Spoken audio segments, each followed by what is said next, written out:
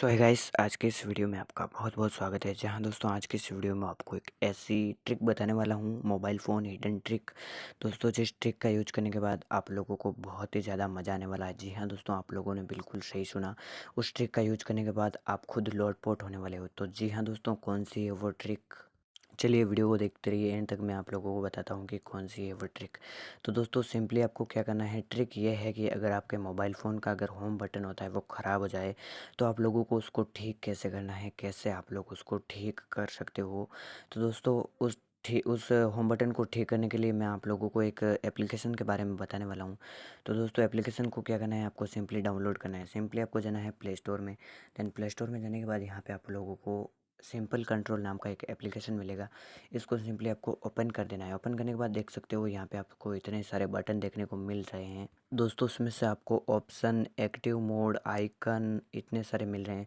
तो सिंपली आपको आइकन पर क्लिक करके इतने सारे जो आइकन है उसको क्लिक कर लेना है। सिंपली मुझे एक ये पसंद आ रहा है तो मैं इस पर क्लिक कर लेता हूँ। दोस्तों आपके सामने जैसे ही मैंने इस पर क्लिक किया, क्लिक करने के बाद आप खुद देख सकते हो। दोस्तों आप देख सकते हो साइड में ये वाला बटन आ गया है।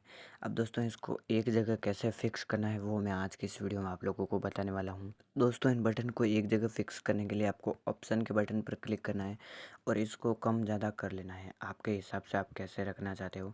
तो ये आप देख सकते हो कि यहाँ पे ये सेट हो चुके हैं।